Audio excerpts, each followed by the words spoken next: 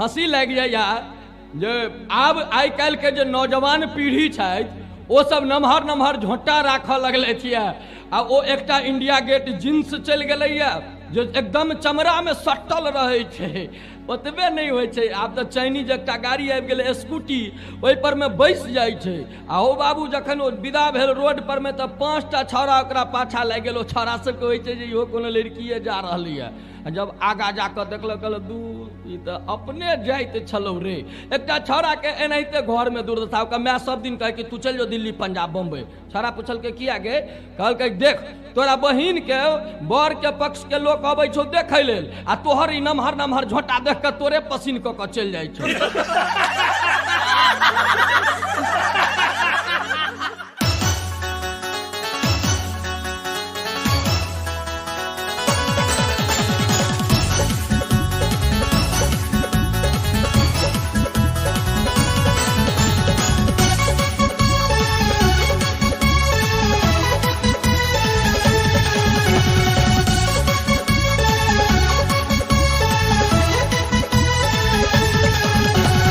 औरत के pant shirt मौगी हरेप लेल वैद्य जी के घोड़ी पर रोगी छरेप गेल। औरत के पेंट शर्ट मौगी हरेप लेल वैद्य जी के घोड़ी पर रोगी छरेप गेल। सबटा उल्टे बाना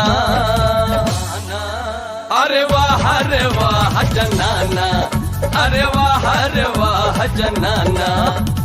औरत के पेंट शर्ट मौगी हरेप लेल वैद्य जी के घोड़ी पर रोगी छरेप गेल। औरत के पेंट शर्ट मौगी हरेप लेल वैद्य जी के घोड़ी पर रोगी छरेप गेल। सबटा उल्टे माना माना अरे वाह जनाना अरे वाह जनाना।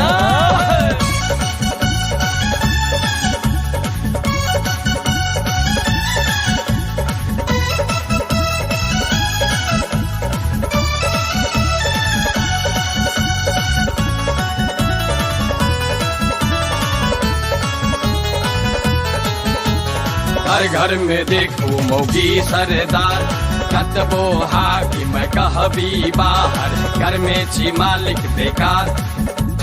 पैर कलम उसने देखलक हा भरिए रात में जे बीसा। पैर कलम उसने देखलक हा भरिए रात में जे बीसा। अब मोनो पड़ै छन नाना अब मोनो पड़ै छन नाना अरे वाई जनाना। औरत के पेंट शर्ट मौगी हरेप लेल वैद्य जी के घोड़ी पर रोगी छरेप गेल। औरत के पेंट शर्ट मौगी हरेप लेल वैद्य जी के घोड़ी पर रोगी छरेप गेल। सबटा उल्टे बाना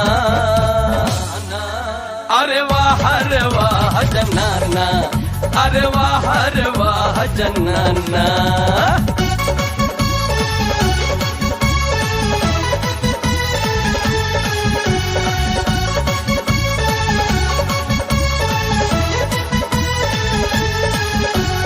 आगू आगू चोरू जी के कोरा में कुत्ता आगू आगू चोरू जी के कोरा में कुत्ता।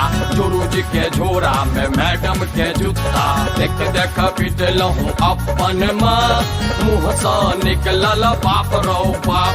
देख देख पिटलहूँ अपन माँ मुँह से निकलल बाप रो बाप। की केहन भेलै आब जमाना की केहन भेलै आब जमाना अरे वाई जनाना। औरत के पेंट शर्ट मौगी हरेप लेल वैद्य जी के घोड़ी पर रोगी छरेप गेल। औरत के पेंट शर्ट मौगी हरेप लेल वैद्य जी के घोड़ी पर रोगी छरेप गेल। सबटा उल्टे बाना